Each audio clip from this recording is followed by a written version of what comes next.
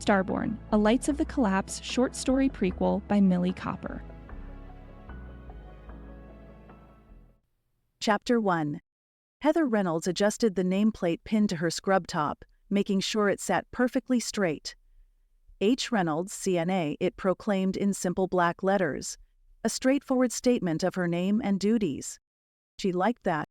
The simplicity of her role at the High Plains Recovery Center in Casper, Wyoming, offered comfort after years of turmoil and instability. She and the night shift worker reviewed each patient's chart together, ensuring they documented everything properly. Organization had come into her life over the past year, a way to keep her mind focused and her thoughts clear. She received all the updates on those who slept well and those who might need extra attention this morning. It had been a quiet night. Hopefully that would continue throughout the day. "Morning, Heather," Glenda, one of the nurses, called out as she passed by. "Everything okay at home? Things good with your mom being away?" "Perfect," Heather replied, faking confidence. Perfect was an overstatement, to say the least, especially with two teenagers in the house and the absence of her mom, Bee's steady presence. Bee had hesitated to leave them, doubting Heather's ability to care for her own children. Determined to prove herself, Heather aimed to manage everything while her mom embarked on an Alaskan adventure. Heather needed to reclaim her role as a mother, and this was the perfect opportunity, even if Maddie tried to take over and make her seem incapable. Maddie's actions stemmed partly from being 16, but deeper reasons lingered, legitimate ones rooted in Heather's past mistakes. Gathering her supplies, Heather headed down the hall to start her morning rounds. The familiar scent of disinfectant and morning coffee mixed in the air as she pushed her cart of linens and personal care items, checking her list of patients. Before leaving, Bee had poured extra effort into setting everything up, organizing bills for autopay, filling the pantry, and jotting down daily reminders. Heather sometimes bristled at the gestures, which came across more like instructions for a child than support. She couldn't argue, though. Her own instability had made her mom's concern unavoidable. Maddie understood that too, and never missed a chance to throw it back at her. Being at home without Bee loomed like an uphill climb. Time with her kids should have been rewarding, but the tension in the air made it anything but. They saw through her act of playing the responsible adult. Jackson, only 13, barely made eye contact when speaking to her, and the word mom never passed his lips. She longed to hear him say it naturally again, like he used to when he was small. But even if he did, it would carry the weight of everything that had changed. With a deep breath, Heather straightened her shoulders. At least at work, she served a purpose. She mattered. "First stop, room 212, Mr. Hallam." The elderly man sat up in bed, already awake and watching the morning news. He'd entered the rehab facility after a bout with sepsis that led to acute renal failure and mobility issues. Dialysis continued, likely for some time, but his mobility had improved enough for discharge plans to begin, and doctors expected him to leave within the next week or two. The TV flickered with images of a disturbance, but Heather remained focused on her tasks, ignoring the news. "Good morning, Mr. Hallam," Heather called out cheerfully.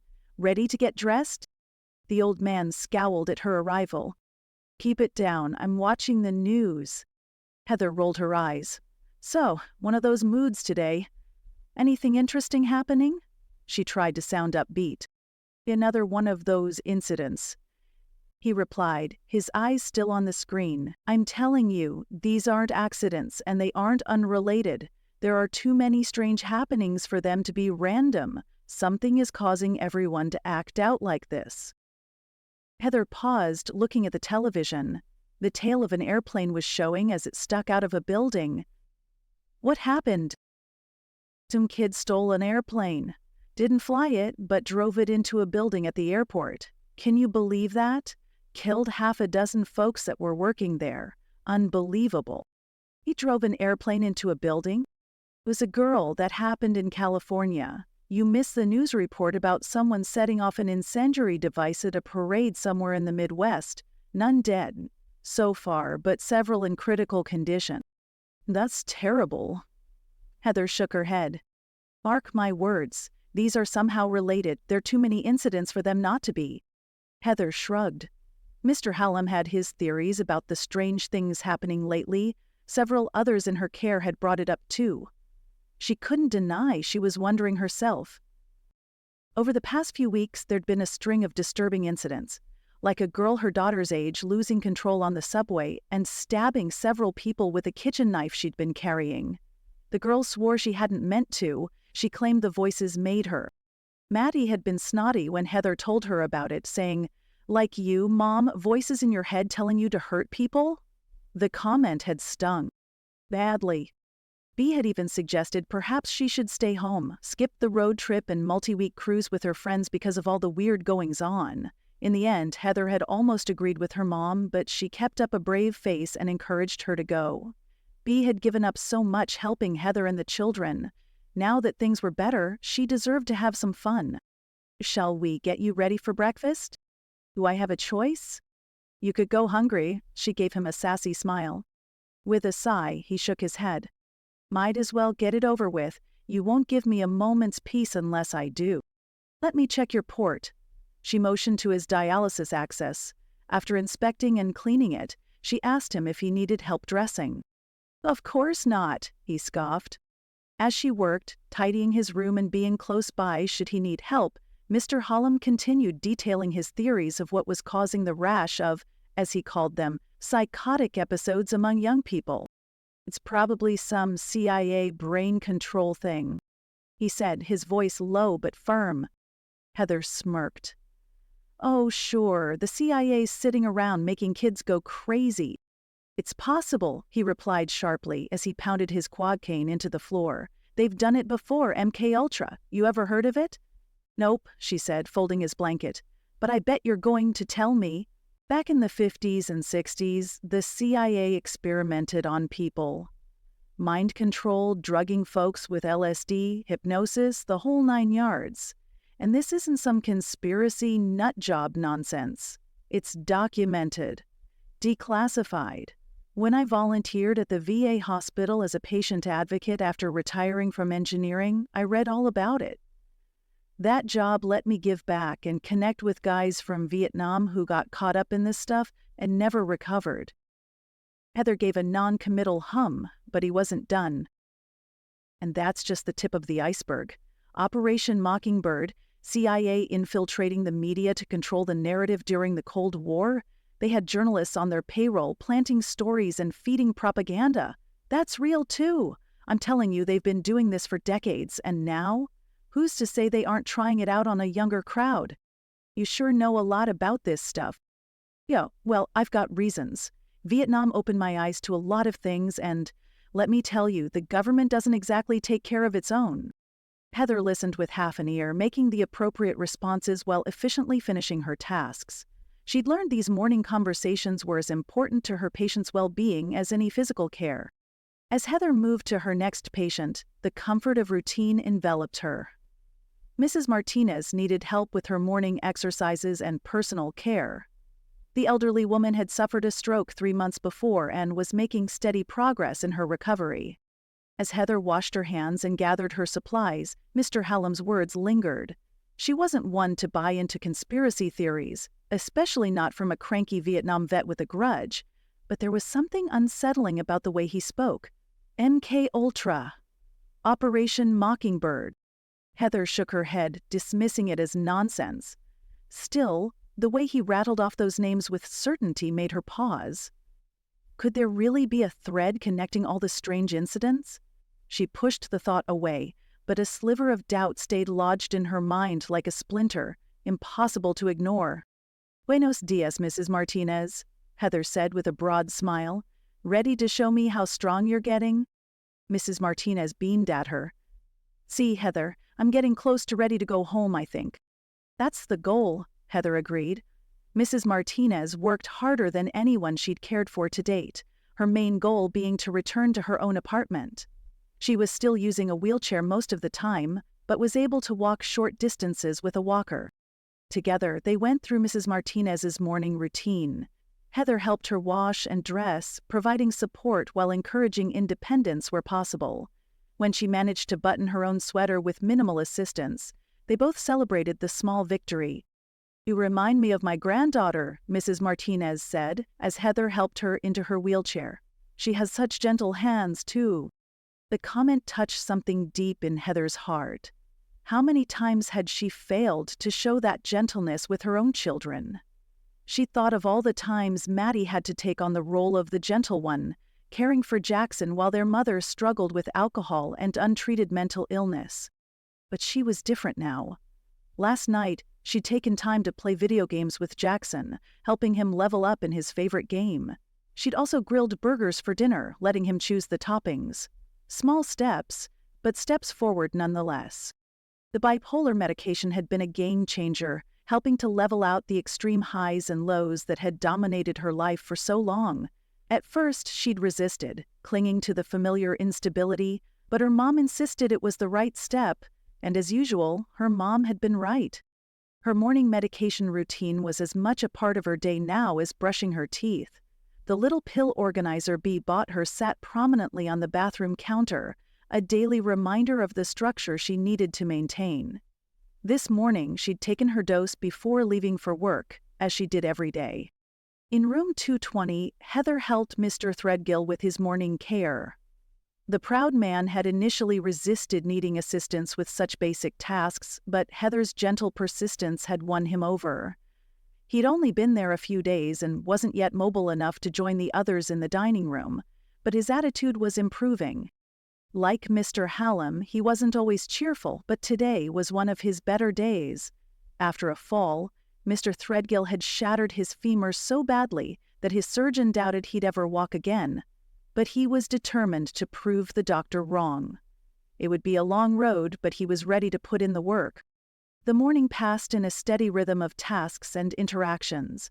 Each patient had their own needs, their own stories, their own small victories to celebrate. Mrs. Chen, in 224, had managed to walk to the bathroom with minimal assistance. Mr. Rodriguez, in 226, had eaten his entire breakfast without prompting. These were the moments that made the job worthwhile. As Heather moved on to her next task, Mr. Hallam's words lingered in her mind. "Something is causing everyone to act out like this. It's probably some kind of CIA brain control thing." She shook her head, dismissing the idea as nonsense. Still, a nagging thought stuck with her. What if there was more to his theories than she wanted to admit? MK Ultra, Operation Mockingbird. Her fingers itched to Google those terms to see if either of them held any truth. The temptation was strong, but she reminded herself it would likely prove pointless. Besides, policy prohibited carrying her personal phone during work hours. She'd have to wait until her lunch break. Glenda appeared at her side around mid-morning, offering a cup of coffee. "You're doing great work today, Heather. Mrs. Martinez's daughter was telling me how much progress her mom's made since you started working with her." "Thanks." Heather gratefully accepted the coffee and the compliment. "I try to treat them like I'd want someone to treat my mom." The words brought a fresh wave of anxiety about Bea's absence. 6 weeks seemed like an eternity. What if she couldn't maintain her stability without her mother's daily support? What if she slipped back into old patterns? What if? No, she couldn't let herself spiral into those thoughts. One day at a time, that's what they taught her in recovery. Just focus on today, on this moment, on the next task at hand. "Say, Glenda, I was talking with Mr. Hallam this morning." Glenda snorted out a laugh. "Boy, he's on a tear today, isn't he? I was a little worried he may be altered, but I think he's acting out based on the news. I turned off his television. Hopefully that will help." "You don't think there's any truth to what he was saying? About MK Ultra and the Mockingbird thing? He said they were real, proven." With a combination shrug and shake of her head, Glenda gave a sad smile. "I suppose there is some truth to those. I remember hearing something a few years ago about a former government contractor who exposed how the U.S. had been secretly collecting data on its own citizens. He risked everything to leak those documents, but I'm not sure how much of it turned out to be the full picture. Some people call him a whistleblower, others, a traitor. It's not real." "Finish your coffee, Heather," she said with a patient smile. "It's going to be mealtime before long." Lunchtime brought its own set of challenges and rewards. Some patients needed physical assistance with eating, while others simply needed encouragement and companionship. Heather was working in the dining room today, helping those who were more able, but just needed a simple nudge to start eating, or a quiet presence to make the meal more comfortable. It wasn't much, but it made all the difference. She was helping Mrs. Martinez when Glenda came rushing in, making a beeline for the nurse's station off the dining room. Heather watched as Glenda spoke with the med aide on duty. Then they both rushed back out and headed for the lobby. "What's wrong with them?" Mrs. Martinez asked. The sound of sirens in the distance barely registered. They were near one of the main roads in Casper. Sirens were common. The faint rumble that followed didn't immediately strike her as unusual either. The construction site down the street often produced strange noises. It wasn't until the building itself seemed to shudder that Heather realized something was wrong. The lights flickered, and somewhere down the hall someone screamed. Chapter 2. The building shuddered, and Heather's world tilted on its axis. The sounds of breaking glass and screams pierced the air as she stumbled away from Mrs. Martinez's table, her heart pounding. Her thoughts raced, but one pierced through all others. "My children," she whispered, terror gripping her middle. She ran toward the staff lockers, her shoes squeaking against the polished floor. The building groaned around her, and dust cascaded from the ceiling tiles as another tremor shook the structure. In mere moments, the usually sterile, quiet hallway transformed into a chaotic maze. Artwork that had hung on the walls for who knew how many years now littered the floor. Frames were shattered and glass crunched beneath her feet. The emergency lights activated, casting an eerie glow through the settling dust, making the shadows of staff and patients look ghostly as they hurried past, their faces masks of confusion and fear. "There's been an explosion," someone shouted from the direction of the lobby. "The pub across the street." A new voice broke through the noise. "We need to start evacuation procedures, now!" But Heather thought only of Maddie and Jackson. Her vision blurred as she pictured them, home alone on a summer day, blissfully unaware of the disaster unfolding so nearby. The distance between the rehabilitation center and their house, only a few miles away, had never seemed so vast. Desperation made her fingers shake as she fumbled with the locker combination, slipping as her panic mounted. It took 3 tries before the door finally swung open and sent her purse tumbling across the floor.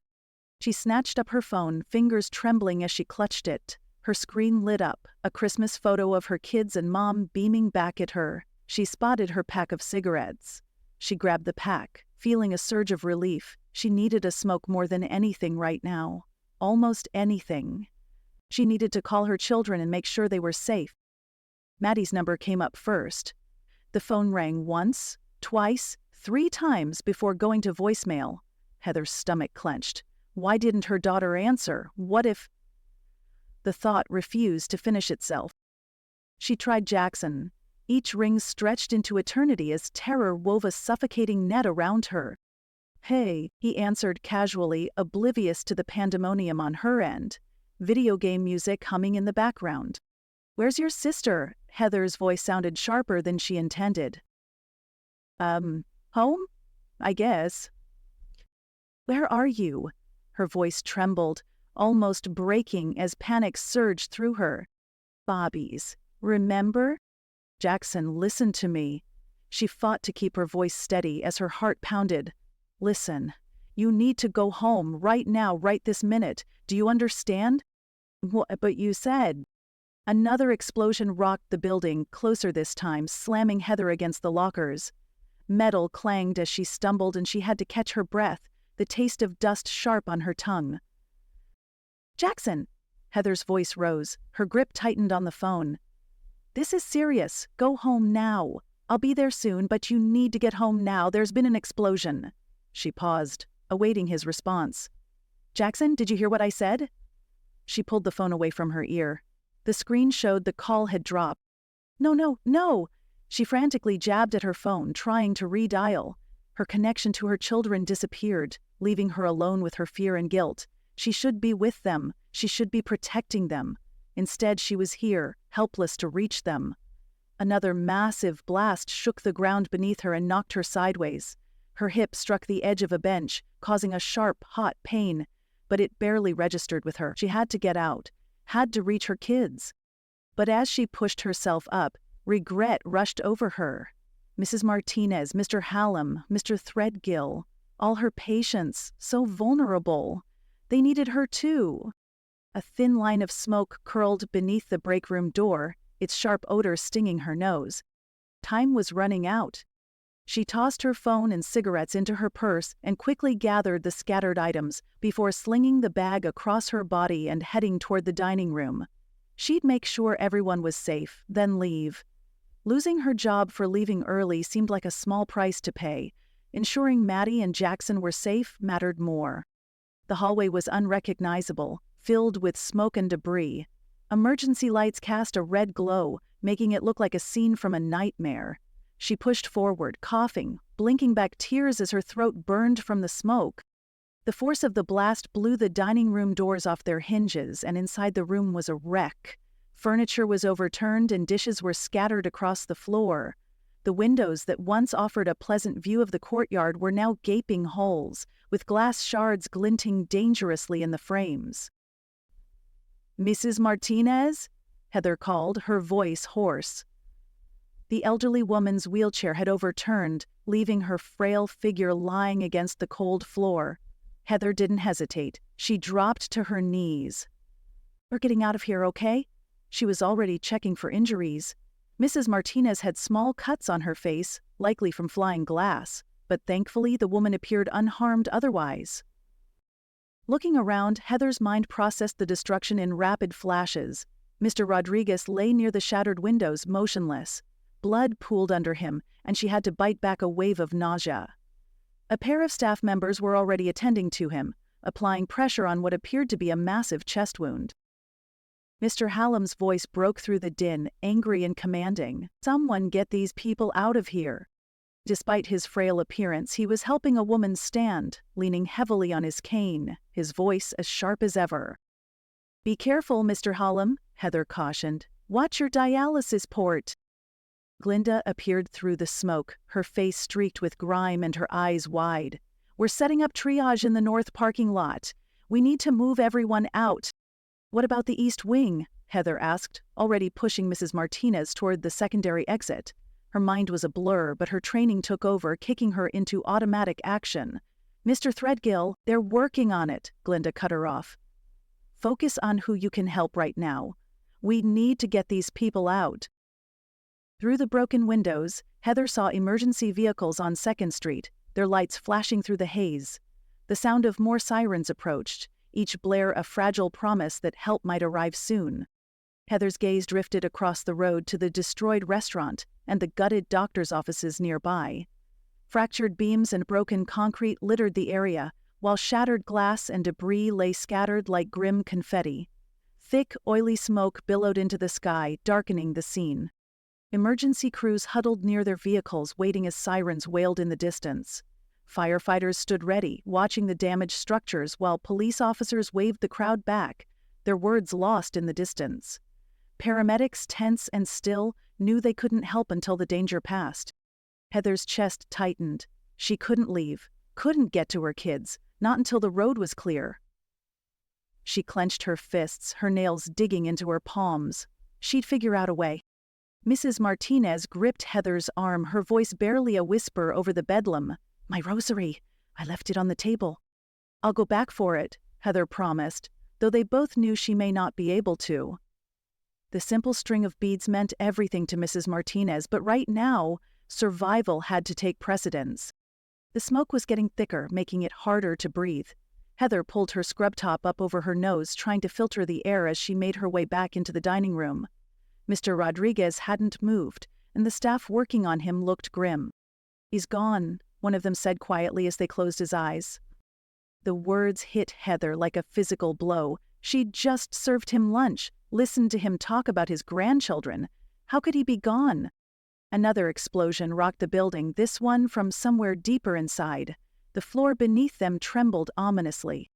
"East wing's compromised," someone shouted. "The entire structure might collapse." Heather's heart seized. Mr. Threadgill was still in there, along with at least a dozen other patients. She started toward the hallway, but Glenda grabbed her arm. "Don't. The rescue team is handling it. Help me get these people out." "Mr. Hallam," she called, "can you walk?" "I'm fine."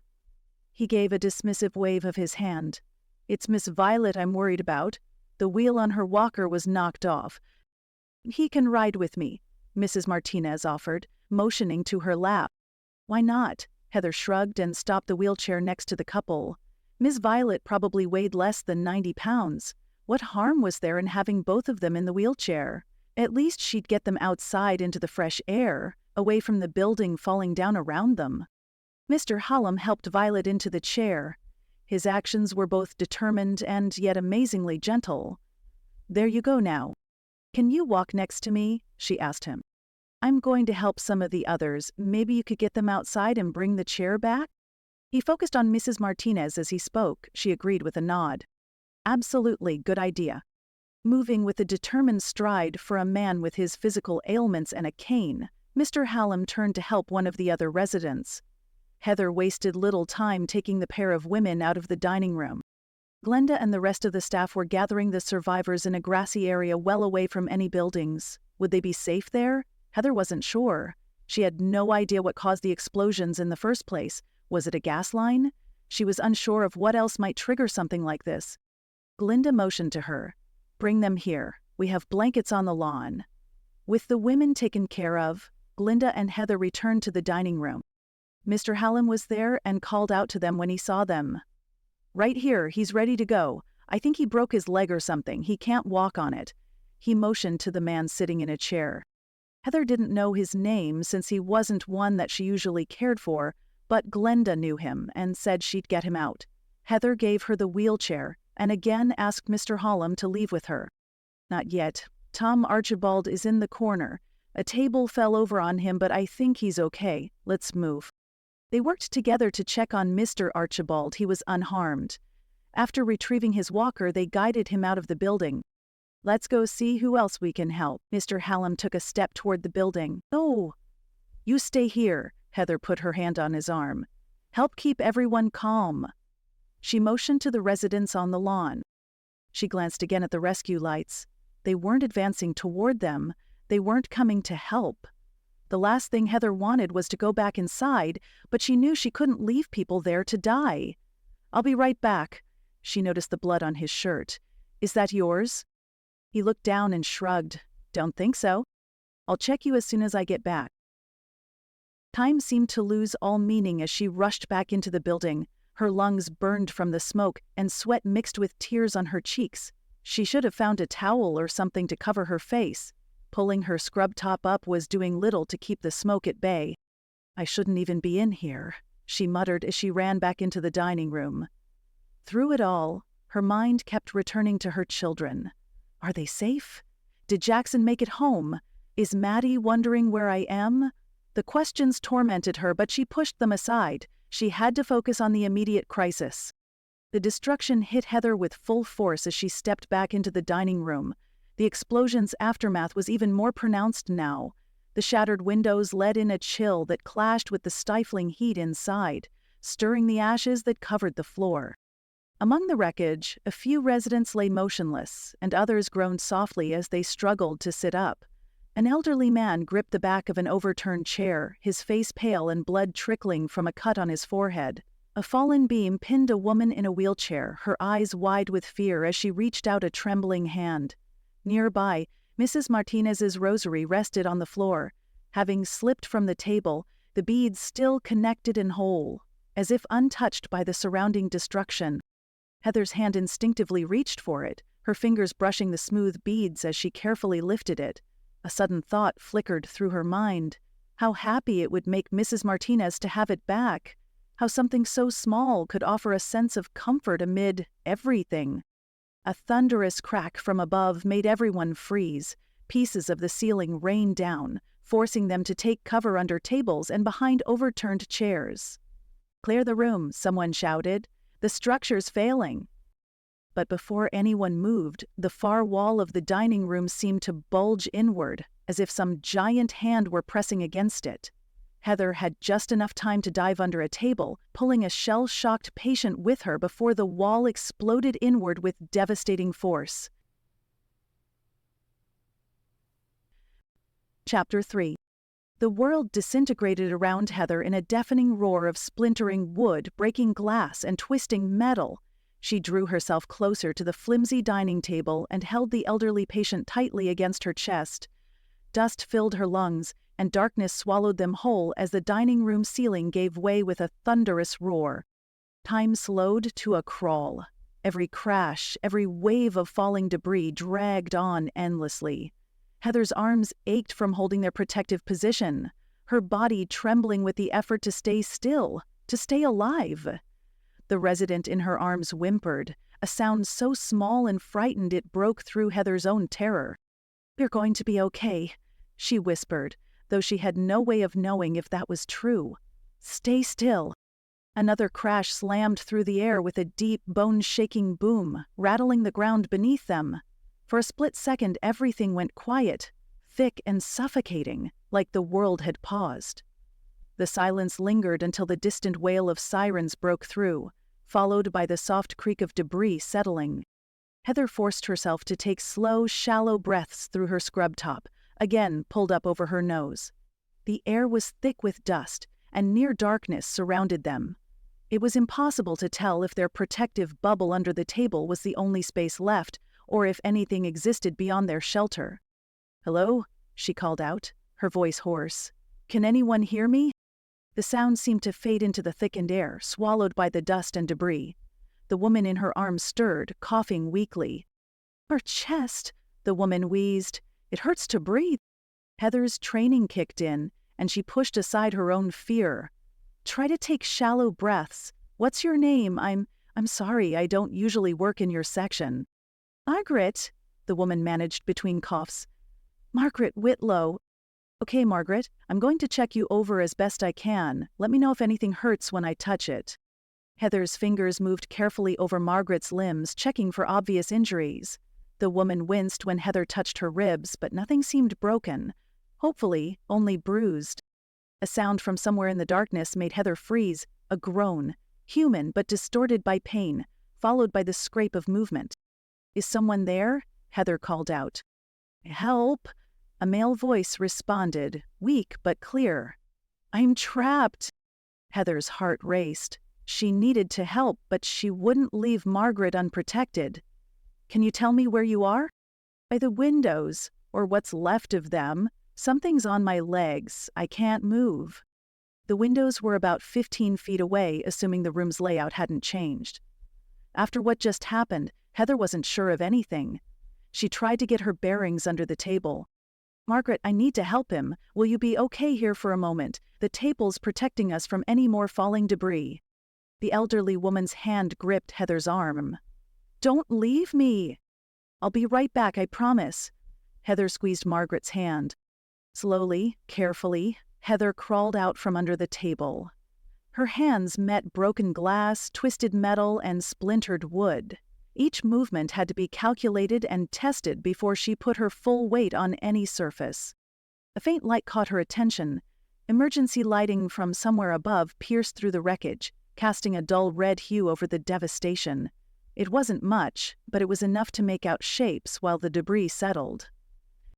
The dining room was unrecognizable. The ceiling had indeed collapsed, bringing with it part of the second floor. Support beams jutted at dangerous angles, and clouds of dust still swirled in the dim light. The wall that had exploded inward had taken most of the outer structure with it, leaving a gaping wound in the building's side.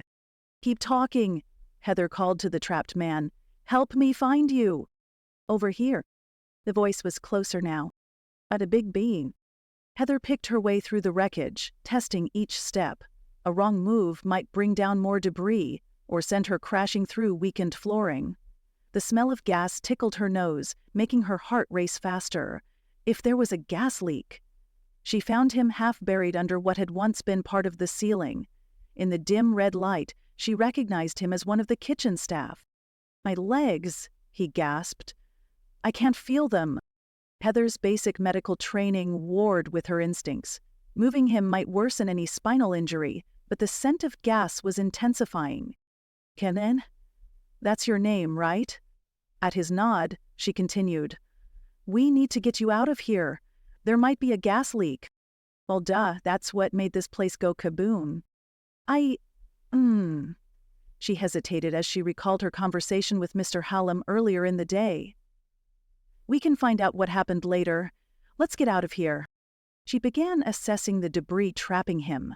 The largest piece was a ceiling beam, but other debris partially supported it. If she shifted some of the smaller pieces first, a new sound cut through the dusty air. Voices calling out. "Hello? Anyone in here?" "Here," Heather shouted. "We're here. We need help." The voices grew closer, accompanied by the beams of flashlights cutting through the gloom. 2 firefighters in full gear appeared through the haze, their lights sweeping the destruction. "You're here." Tears filled Heather's eyes. "Thank God. You're here. Thank you." "Ma'am, we need to get you out of here," one said, reaching for her arm. "There's a woman under that table over there and this man's trapped," Heather said, pulling away. "We need to get them out." The firefighters exchanged looks, and the first one spoke into his radio. "We need medical assistance and extraction equipment in the dining room." What followed was a blur of activity. More rescue workers arrived, bringing powerful lights that illuminated the surrounding horror. The ceiling had collapsed in sections, creating pockets of space between the debris. They found 3 more survivors in those pockets, including one of the kitchen staff who had taken shelter in the walk-in freezer. Much to the firemen's dismay, Heather refused to leave until they had freed Kevin and brought Margaret out from under the table. Her hands shook as she helped guide the backboard under Kevin's body, her scrubs now covered in dust and blood, both his and her own from countless minor cuts she hadn't even felt. The scent of gas became more potent, and the firefighters hurried in their actions. "We need to clear out," the incident commander ordered. "If a spark hits, this entire section's going up." They practically carried Heather out, her legs trembling too much to walk steadily. The bright sunlight outside blinded her momentarily, and the fresh air made her dizzy after the dusty confines of the collapsed building. The scene outside was nothing short of organized chaos. Emergency vehicles filled the street, their lights creating a strobing effect that made Heather's head spin. The lawn where they'd evacuated patients earlier was now a full triage center, with paramedics and nursing home staff moving between victims laid out on blankets and tarps. "Heather!" Glinda's voice cut through the noise. The nurse ran toward her, face streaked with tears and dust. "Oh, thank God! When the building collapsed, we thought..." They clutched each other, both shaking. Over Glinda's trembling shoulder, Heather caught sight of Mr. Hallam sitting with Mrs. Martinez and Miss Violet, all 3 frozen in place, eyes locked on the chaotic rescue efforts, their faces slack with shock. Mr. Hallam was the first to acknowledge her, giving her a thumbs up. She returned the gesture with a nod, and what she hoped was a smile. "How many?" Heather asked, dreading the answer. "How many did we lose?" Glenda shook her head. "We don't know yet. They're still bringing people out. Mr. Rodriguez and at least 3 others in the East Wing, probably more." "Mr. Threadgill?" Glenda lifted her shoulder. "I don't know, not for certain. Sorry, I know you had taken a special interest in him." "I wanted to help him walk," Heather replied, her voice cracking. "He wanted to prove them wrong. He would have done it too, I know he would have." People she'd cared for, talked with, and helped dress earlier that morning, gone. Her hands shook, desperate for a cigarette. The nicotine craving hit her hard, a physical need that made her fingers twitch and her throat tighten. "I need a smoke," she muttered, pausing abruptly. Her purse. Where was her purse? She'd had it in the dining room until... "Here," Mr. Hallam called out, holding up her familiar bag. "You dropped it when you headed back in. I kept it safe." Heather was tempted to hug him. Instead, she took the bag with trembling hands and extracted her cigarettes. Her lighter took 3 tries to catch, her hands shaking too badly to maintain a steady flame. The first drag of nicotine hit her system like a wave of relief, even as guilt gnawed at her. She shouldn't be smoking, shouldn't need this crutch. Part of her, a part she wasn't proud of, wished desperately for a drink. A little something to take the edge off, to dull the horror of what she'd experienced. The pub across the street, the perfect place for a drink, had turned into smoking rubble. She almost laughed at the thought. Was this some sort of cosmic intervention? A New Age temperance movement using explosives instead of axes? Get a grip, she told herself firmly. People had died. This was no time for hysterical thoughts. Around her, emergency workers continued their grim tasks. She caught snippets of their conversations as they passed. Third incident this week. Asked to be connected. Exactly like what happened in Cody. Stepping closer, she stopped the man who brought up Cody. Wait, what happened there? What happened in Cody? The man glanced around before answering. The Irma Hotel. There was an explosion there too. They're saying it was a gas leak, but... He shook his head grimly and moved on. Heather closed her eyes, and her thoughts drifted to her ex-husband, Brian. He lived about an hour outside of Cody, where his parents owned a lodge near Yellowstone's east entrance. His parents often dined at the Irma when they were in town. It was tourist season, so they were likely at the lodge taking care of their own guests. But the concern still lingered. Despite Brian and Heather being divorced for several years, she hoped he and his parents were safe, for her children's sake at the very least. As she considered the implications of something similar happening in Cody, she had to agree with the men. This wasn't an isolated incident. Whatever was happening, it was widespread and coordinated. Perhaps Mr. Hallam had been right all along. Something was causing people to act out, to lose control. While she didn't believe it was a government experiment, it had to be something serious and dangerous. Her phone. She needed to check on her kids. Heather dug through her purse and finally located it beneath her wallet. Despite the cracked screen, the phone lit up. No service. The towers are down, Glenda explained, seeing her frustration. Nothing's getting through right now. Panic clawed at Heather's chest. Her children were out there and she had no way of reaching them. She needed to get home, needed to make sure they were safe. I have to go, she said, already turning toward the parking lot. My kids. Heather, wait. Glenda caught her arm. Look. Heather followed her friend's pointing finger to the staff parking lot. Her heart sank. The explosion had hurled chunks of concrete and steel across the lot. Cars lay crushed, overturned, and burning. She saw what remained of her old Honda, now a twisted heap of metal beneath a fallen light pole. I have to get home, she repeated, her voice breaking. My kids need me. You can't leave yet, Glenda said softly. We need you here. These people need you. The ambulances can only take the most critical cases right now. We have to help care for the others until more transports arrive, after which they'll need us at the hospital. High Plains Surgery Center is even going to take emergency cases. Really? But they're an outpatient center. Not today. The main hospital can't handle any more patients today. There've been explosions all across the city. We'll still send the most critical cases there, but we'll also use High Plains. Heather's gaze swept over the makeshift triage area. Mrs. Martinez met her eyes, offering a weak smile and a small wave. Mr. Hallam sat beside Miss Violet, holding her hand, his earlier predictions about connected incidents fading, overtaken by the pressing needs around them. They did need her, but her children needed her too. The dilemma tore at her heart and made it hard to breathe. She took a last drag of her cigarette. The familiar action helped to steady her nerves before she crushed it under her foot. Ordinarily, she'd pick up the butt and properly dispose of it, but bending over to retrieve it would demand more energy than she was capable of at that moment. A fresh wave of sirens announced the arrival of more emergency vehicles. A police officer was speaking into a bullhorn, instructing people to move back, to clear the area for incoming emergency equipment. National Guard troops were appearing now, their camouflage uniforms and serious expressions adding to the surreal nature of the scene. Heather squared her shoulders. She was a mother, yes, but she was also a caregiver, a professional.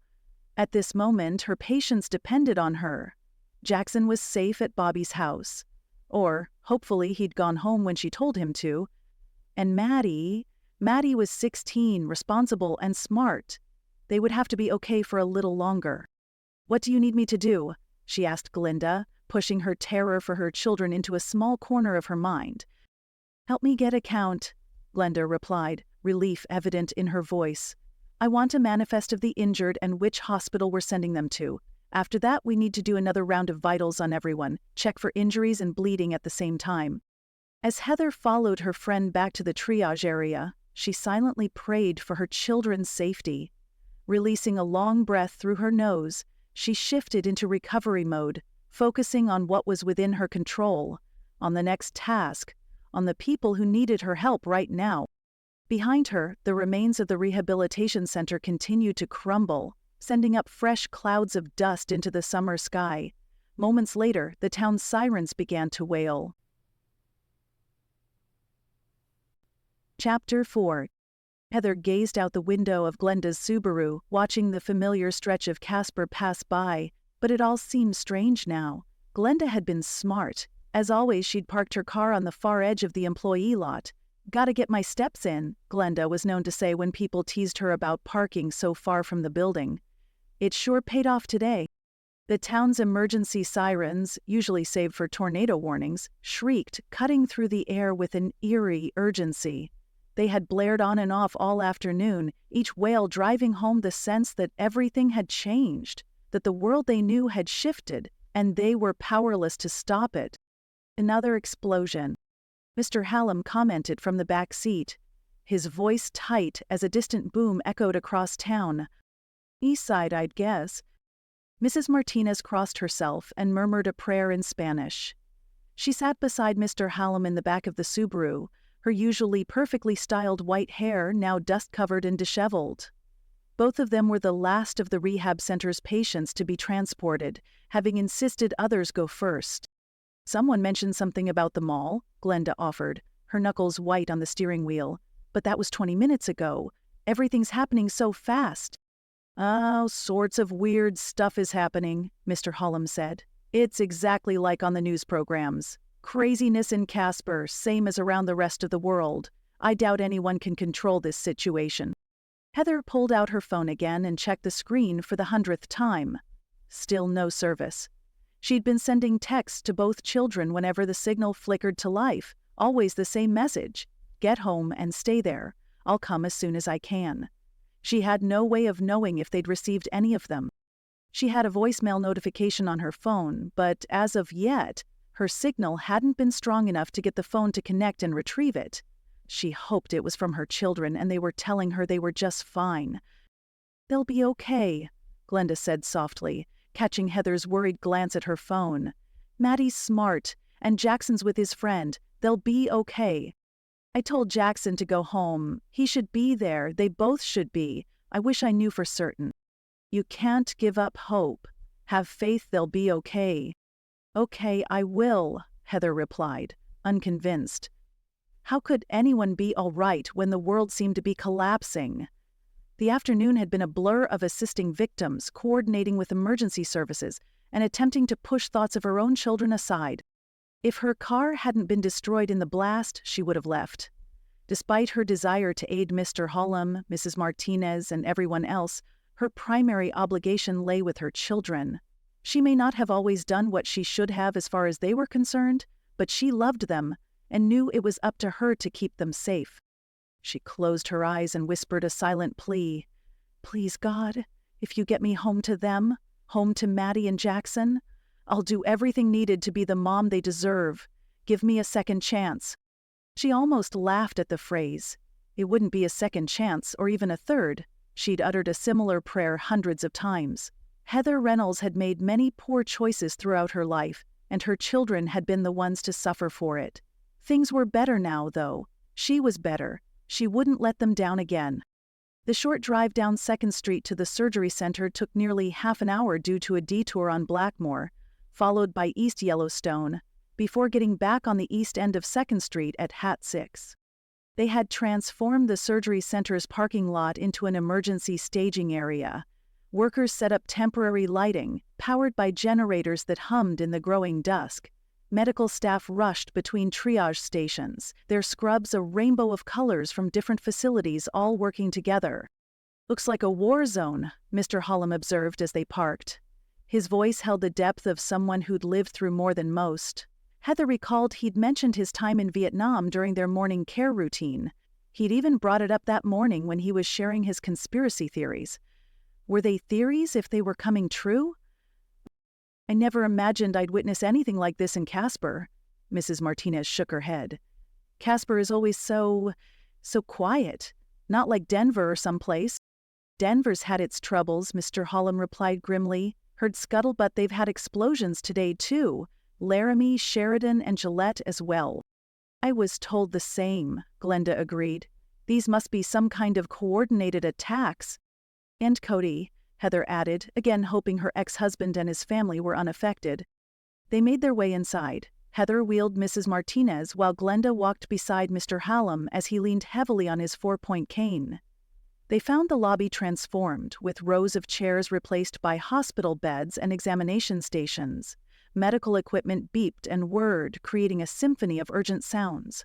The private hospital, usually used strictly for day surgery, was without emergency services. Except for today, of course. Today they tried to assist those impacted by the explosions. They brought not only residents from High Plains Care Center to the Surgery Center, but also others who needed minor treatment and care. A scan of the surroundings revealed a clear imbalance. There were many more patients than treatment providers. Heather suspected it was going to be a long night. "There's Miss Violet." Heather pointed to where the tiny woman sat in a wheelchair, attended by another rehab worker who'd left shortly before them. Despite everything, Miss Violet had managed to keep her dignity intact, her thin shoulders straight and proud. "I'll take care of us," Mr. Hallam said, patting Mrs. Martinez's hand. "Go help where you're needed. We'll find a spot near Violet." Heather watched as he wheeled Mrs. Martinez toward where Miss Violet waited, his cane over his forearm and his own injuries seemingly forgotten in his concern for others. She experienced a surge of admiration for the cranky old man, who'd turned out to be such a tower of strength. "We need to check in with administration," Glenda said, already moving toward the nurses' station. "They'll want to know we've arrived with the last of the rehab patients." They immediately began working, treating minor injuries and assisting the more seriously wounded. Family members arrived in waves, searching for their loved ones, their faces painted with relief or grief, depending on what news they received. Some patients were able to go home with their families, their injuries minor enough for home care. Others would need to stay overnight. The halls echoed with a mixture of tears, relieved laughter, and the constant squeak of rubber-soled shoes on linoleum. The supervisor directed Heather to the 3rd floor, where they had set up a temporary residence for those staying until they made alternative plans. She was just finishing up taking a patient's vitals when she heard it. Someone humming "Twinkle, Twinkle, Little Star." The tune brought a smile to her face as she imagined it was probably someone's adult child singing their elderly parent to sleep, exactly like she used to do for Jackson and Maddie when they were little. Well, exactly like she wished she would have done with them. There were a few times when she was sober enough to sing lullabies to them. Very few, but a few. The humming shifted, growing louder, more insistent. Wrong, somehow. The melody was distorted, twisted like a music box wound too tight. It grew more intense, discordant, until it broke with a woman's startled cry. Heather spun toward the sound, her heart lurching at what she saw. A man, someone younger than her with a bandage around his head, had his hands locked around a nurse's throat. The nurse's eyes were wide with panic as she struggled against his grip. Heather didn't hesitate. She rushed forward and grabbed the man's arms, trying to break his hold. "Stop! Let her go!" The man's grip was unnaturally strong. He continued humming "Twinkle, Twinkle, Little Star" as if nothing was happening, his eyes vacant and fixed on something far away. The nurse's struggles were weakening. "I need help here," Heather shouted, throwing her weight against the man's arms. 2 more people appeared, and together they pulled the man away from the nurse, who collapsed into a nearby chair, gasping for air. The man didn't resist as they restrained him. Instead, he smiled. A peaceful, almost childlike expression that sent chills down Heather's spine. "The one knows," he said softly, still smiling. "The one knows what's best. Soon everyone will know. You'll see. See the stars." His voice lilted like a child's nursery rhyme, sending another chill through Heather's spine. A tightness gripped her chest, a sense of wrongness that wouldn't leave her. Scarcely able to comprehend, the man broke free of the guards with superhuman force. He spun around, his empty smile sweeping over the room, and Heather's breath caught when his gaze landed on the window. A jolt of panic shot through her as he lunged toward it, moving with a speed she hadn't expected. "Stop him! The words tore from her throat. Her feet seemed frozen to the floor as the man slammed his head against the window. The safety glass was spiderwebbed but held. He stepped back, blood streaming down his face, that serene smile still in place. "The one knows what's best," he said. "He brings the stars. The stars are born because of him." "Wait!" Heather lunged forward, but she was too far away. The man smiled and shook his head before using his elbow to shatter the weakened glass. With one more smile, he jumped. A sharp scream tore from her throat, followed by the sound of a heavy thud. Her body moved automatically, taking her halfway to the window before she realized what had occurred. The sounds from below stopped her cold. Her legs gave way and she gripped the nearest chair to keep from falling. She struggled to breathe. To think. The image of his smile burned in her mind. The world around her erupted in a frenzy of confusion. A nurse slid down the wall, security guards rushed past, voices crackling over radios. Medical staff ran for the stairs and elevator. Someone was sobbing down the hall. A warm breeze drifted through the broken window, carrying the continued sounds of shouting from below. Heather pressed her hands against her eyes and tried to block out the reality of what she'd witnessed. Yet, the man's last words kept echoing in her mind. "He brings the stars. The stars are born because of him." What did that mean? The nurse he'd attacked was being tended to by her colleagues, her face ashen. She looked up as Heather approached. "He was fine only minutes ago," she whispered. "We were talking about his job. He worked at the brew pub and had gone to his car to grab something when the explosion happened. He seemed fine. Upset, of course, but not like that. Not dangerous or crazy." Glenda appeared at Heather's side. "There have been reports of similar things. Something's wrong. Really wrong." Heather again recalled Mr. Hallam's earlier warnings about connected events, about the explosions across town, about all the strange reports they'd been hearing. "We need to get these people somewhere safer," she said, "somewhere more secure." Glenda shook her head. "There's nothing that can be done. We don't know." She motioned toward the window the man had dove out. "Why did he do that? Why'd he attack? One of the doctors is in contact with someone from the CDC. They're working on a theory that this is a virus of some sort." "Humph, a virus that causes people to attack? They consider the explosions to be linked. That doesn't even make sense." Heather froze as a new thought struck her. If this was happening here, it could be happening anywhere. Her children might be in danger. "I have to go," she said to Glenda. "I'm sorry, but I have to get home to my kids." Glenda glanced at her watch. "I know I'm asking a lot of you, but can you stay a little longer? We're almost finished." Heather shook her head, but Glenda raised her hand.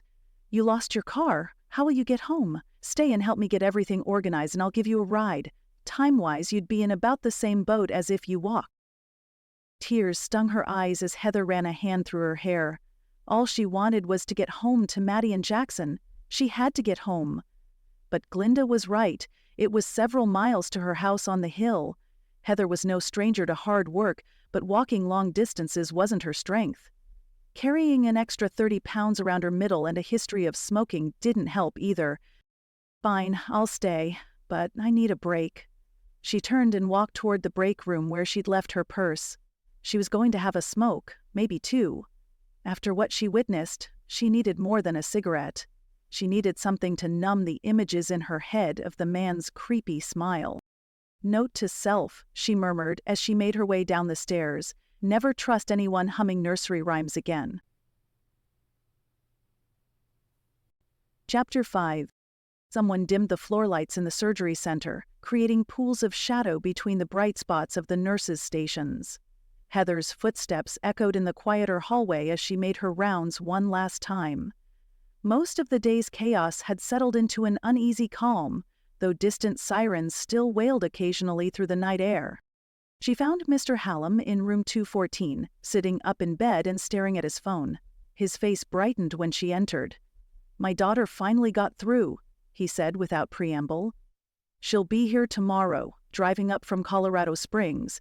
I'm going to go home with her. There's a dialysis center not too far from her place. It'll be fine." He didn't look too sure. "The phones are working?" Heather pulled her phone from her pocket and swiped it awake. She'd kept it charging at the nurse's station while catching up on charting, but she didn't want to be without it in case Maddie or Jackson called.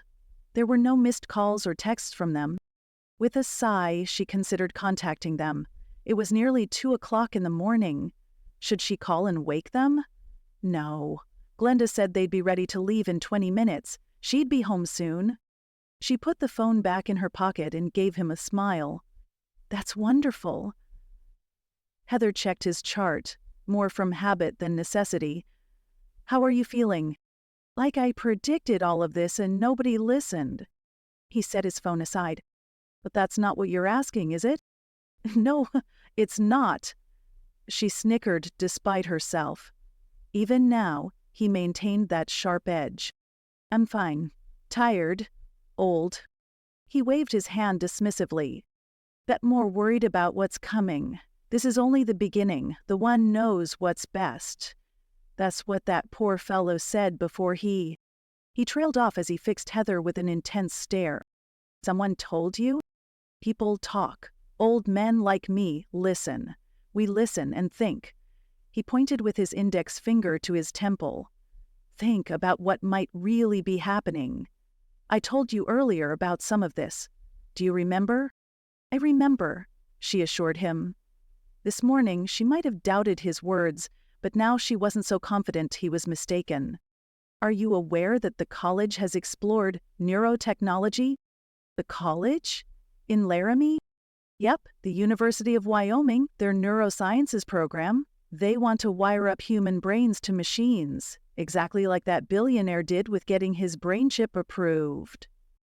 Okay, I'm not sure what that has to do with. He raised his hand. What's causing all these people to act out?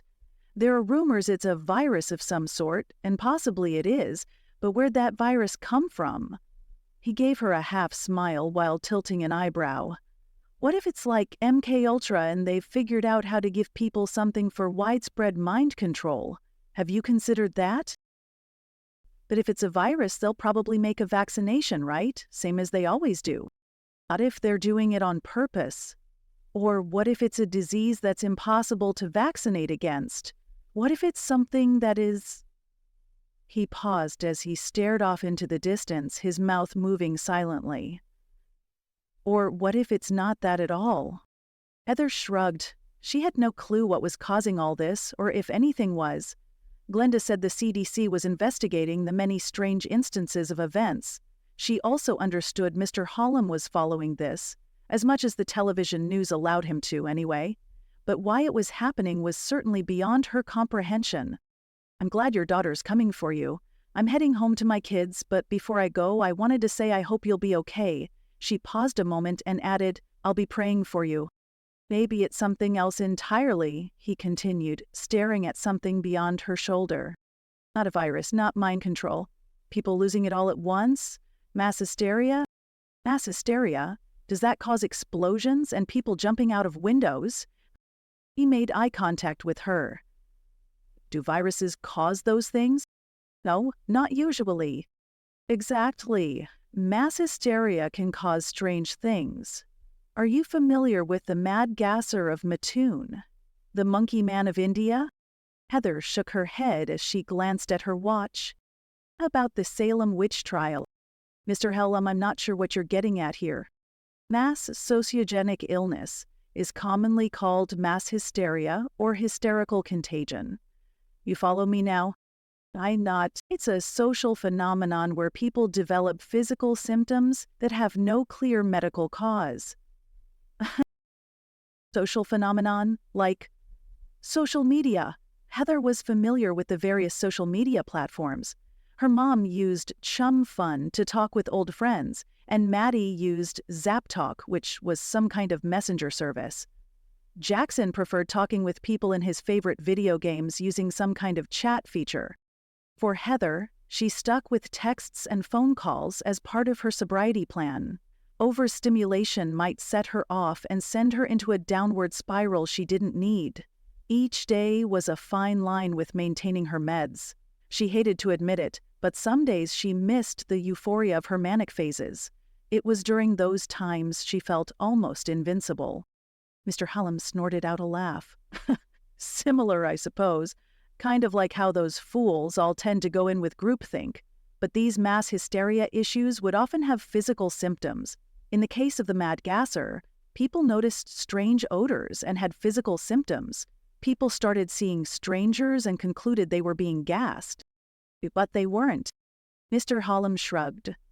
Some people said it was real, but most thought it was made up. Mass hysteria. And do you believe the Salem witch trials were the same thing? That's one of the theories. Not everyone is of the same opinion, but it's possible. How can that be happening now? Again? He shook his head. What means might a virus be using to cause these occurrences? Mass hysteria makes about as much sense, especially considering our world's 24-hour news cycle and how you can't even sneeze without a video showing up about it. He waggled his eyebrows at her. Add in something like MK Ultra or Operation Mockingbird and it's possible. But what do I know? I'm an old man well past his prime of knowledge. Go on, miss. Get home to your kids. She gave him a nod. I hope it'll be quiet in Colorado Springs. Me too. She lives out of town, on acreage. I'm hoping that'll help cut down on the loonies. You might want to think about that. About getting your children somewhere safe. Casper isn't huge population-wise, but there's plenty of Wyoming towns with fewer people. Their dad lives outside of Cody, up the North Fork. Maybe we'll go there. With the rehab center destroyed, I'm going to have some time off work. She smirked, giving her head a small shake. Forced vacation. Heather. His use of her first name startled her. He'd always called her Miss or Young Lady before. I mean it. Something is very wrong, not only here, everywhere. My daughter says it's the same in Colorado. People are changing, going crazy. The stars... I should check on Mrs. Martinez, Heather interrupted, wanting to avoid any more discussion about stars, mass hysteria, conspiracies, the one, or anything similar. You'll do what's needed, he said softly. What's needed to take care of those kids. She found Mrs. Martinez 2 doors down, also awake despite the late hour. My son called. She cut off Heather's greeting. He's stuck in Philadelphia on work. All flights are grounded, but he rented a car. Says he'll drive straight through. That's a long drive. He's a good boy. He'll be here. Mrs. Martinez patted Heather's hand. Go home to your children, mihega. We'll be fine here. Chapter 6. Finally, Heather and Glenda headed for the parking lot. The night air was cool, thick with the scent of smoke still lingering from fires across town. Heather pulled her jacket closer, not bothering to take off her crossbody bag. She zipped it up to her neck. The tightness offered little comfort against the tension building inside her. They're okay, Glenda said as they got into her car. You have to believe that. The parking lot's temporary lights cast strange shadows as they pulled out. With 2nd Street closed, they detoured, retracing their earlier route. The area around the hospital was quiet and empty except for military vehicles, emergency teams, and a few stalled cars. The farther they drove, the quieter it got, the streets growing emptier with each turn. As they neared the intersection at Wyoming Boulevard, the headlights cut through the gloom, revealing a desolate, almost eerie scene. 2 cars sat abandoned in the middle of the road, one with its hood smashed in, the other a burned-out husk, its jagged frame casting long shadows across the cracked asphalt. Shards of glass and scraps of metal littered the ground, glinting faintly in the artificial glow of the car's lights. Heather's attention snagged on a group of figures standing motionless in the center of the road. Their silhouettes shifted subtly, swaying like tall grass in a faint breeze. Glenda eased off the gas and rolled down her window. The cool night air slithered in, thick with the stench of smoke and rot. As they crept closer, the beams of the headlights illuminated their upturned faces, eyes wide, gazing blankly at the sky, as if entranced by something only they could see. "Don't stop," Heather whispered, though she wasn't sure why. Glenda swung the car wide, edging herself toward the far right side of the road. The group turned toward their car in unison. All of them wore the same peaceful smile she'd seen earlier that day. Their lips moved in sync, and the sound of "Twinkle, Twinkle, Little Star" drifted through the night air. "Drive!" Heather shouted as the group moved toward them. Glenda slammed her foot on the gas and hit the button to raise the window in one swift motion. The glass hissed upward, barely sealing shut as hands clawed at it. One man threw himself onto the hood of the car, his face pressed against the windshield. Behind him, others surged forward, their hands smearing the glass. The singing grew louder, swelling in an unsettling harmony. Glenda threw the car into reverse, but more figures emerged from the shadows behind them. The man on the hood smashed something heavy against the windshield, creating a spider web of cracks. Another grabbed the driver's side mirror and wrenched it sideways. The rear tires hit the curb, grinding to a halt. They were trapped. Most of the crowd swarmed the driver's side, their fists and makeshift weapons battering the window with relentless force. The windshield cracked further, thin lines spidering out with each impact. Through the fractures, Heather glimpsed more figures closing in, all wearing those same vacant, unnatural smiles. "The windows won't hold," Glenda said, her voice tight as her knuckles turned white on the steering wheel. "We have to." A deafening crash cut Glenda off as the driver's side window shattered inward. Air rushed in, followed by clawing hands that latched onto her jacket and hair. Glenda twisted, fighting them off, but they were dragging her toward the jagged opening. Heather lunged across the console and grabbed Glenda by the arm. "Hold on!" She yanked with all her strength. Glenda's legs kicked, her shoes scraping against the pedals as Heather hauled her over the center console. "Go, go," Heather urged, shoving the passenger door open with her shoulder as more hands reached inside. Together, they tumbled out onto the asphalt, the cold night air hitting them like a slap. "Run!" Heather screamed, helping Glenda to her feet. The singing grew louder, pressing in around them. Someone grabbed Heather's hair and yanked her backward. Another hand clutched her jacket. The fabric tightened around her throat. She couldn't breathe. Through tear-blurred eyes, she saw Glenda on her knees, fighting off two of them. Blood streamed from a scratch on her friend's face. In desperation, Heather wrenched her zipper down and tore herself free of the jacket. Her shoulder slammed into the pavement, but she got up and stumbled away. She grabbed Glenda's arm and hauled her up. They ran blindly into the darkness, the singing following close behind. "This way," Glenda whispered, pulling them around a building and in a different direction. They ran down darkened streets, the sounds of pursuit fading and returning. Every shadow might have hidden another group. Every corner brought the chance of running into more. Heather's legs ached and her breath came in gasps, but they couldn't stop, not with those voices behind them, singing about stars and muttering about the one. "Where are we?" Glenda whispered when they finally paused in the shadow of a hedge. Heather looked around, trying to orient herself. They'd run away from Wyoming Boulevard, away from her house, away from her children. I think we're somewhere off McKinley. Nearly 2 miles from home, and in the wrong direction. We can't stay here." Glenda peered around the hedge. "They might still be out there looking for us." Heather nodded, thinking of Maddie and Jackson waiting at home. Were they safe? Were there groups like this near her house? She had to get to her kids. "I can't believe there was a whole group." Glenda's voice shook as they caught their breath. "That was crazy." "Sorry about your car." Glenda snorted. "I didn't like that car anyway. Hopefully my insurance will come through and I'll get a new one." Heather nodded. She'd need to contact her own insurance company about her car, which now had part of the rehab building on it. She also needed to contact the unemployment office. Until things could get sorted out, she was out of a job. She glanced at Glenda. A cut along her cheek showed dark against her pale skin. It was shallow but raw, and the blood had already started to dry in jagged streaks. "Ready?" Glenda asked, touching her arm. "Ready," Heather replied, though she wasn't. Not really. But her children were waiting. She had to try.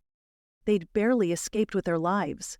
At least Heather still had her purse secured to her body, but Glenda's was in the car. Heather shivered, not from the light chill of the night breeze, but from the situation.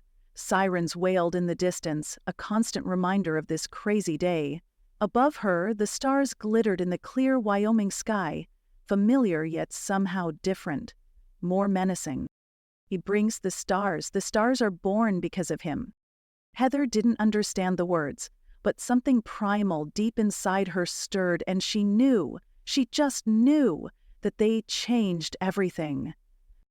She hugged herself tightly. I was thinking we could stay together for a few more blocks before we need to head in opposite directions to get home.